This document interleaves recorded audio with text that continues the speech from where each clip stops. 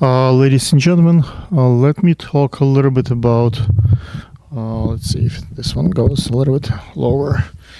I want to talk about glory in fashion. I want to talk about honor. I want to talk about the ability to, bring decency and how the fashion can build a profound effect on human condition. And another subject of this video will be transformational power of fashion. So let's start with the honor and ability. Generally, general public that knows a little bit more about the fashion, when people talk about modeling and fashion, they think of call girls, they think of sex, they think of meat, they think of all this negative stuff that are surrounding yellow press and stuff. In the reality, high fashion and strike for beauty and has quite a noble and honorable desire. Young girls from young age want to be beautiful. They want to be princesses. They want to be, on that runway. They want those lights. They want attention.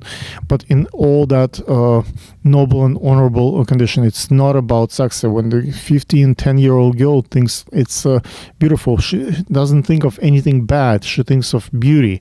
So we want to preserve that piece. What happened is, in reality, many of those productions, as you see a lot of in advertisement, they use teenagers, like 12, 15-year-old girls in advertisement because they don't have to pay them much, or their parents pay for their bills.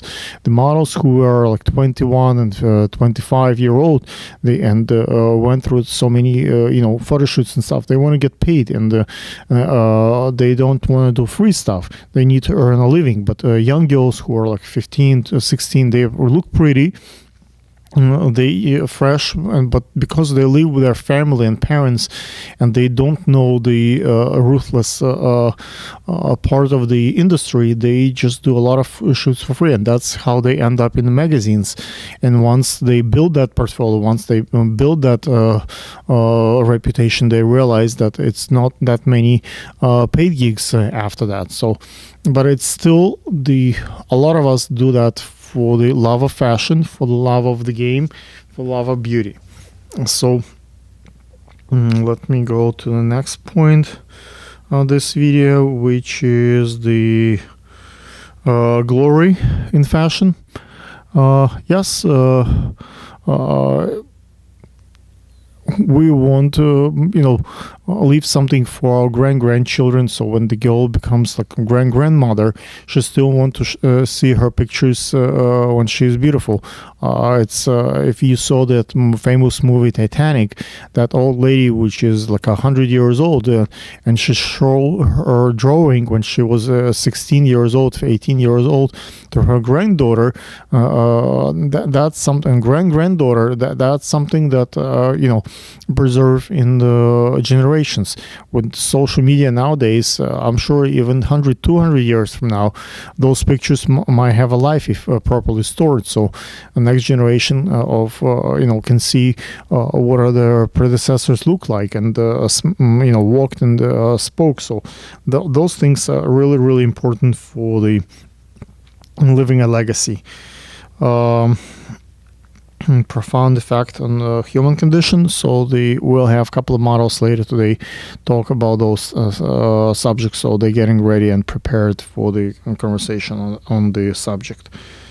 And how that transformational power of fashion? Well, someone who has very little confidence can gain some. Someone who has overconfidence might come to their senses. Someone who is looking to additional income can have consistent gigs on the side. For example, as many photographers and filmmakers try to have gigs and get paid filming fashion, which is almost impossible. People think that you have to be just grateful to be there and film there, so they don't pay them much. But if the they find sponsors and people who move their brands, and they film the model or the subject and the garment and give it to the company. If it's early stage and they don't know what's what, they might get paid. So there are ways for the many parties in that equation, whether it's a filmmaker or a model or production company, to earn a living in fashion. You just have to be creative, not only how you frame your shot, but also how do you build your revenue sources. Let's talk about that in the next piece.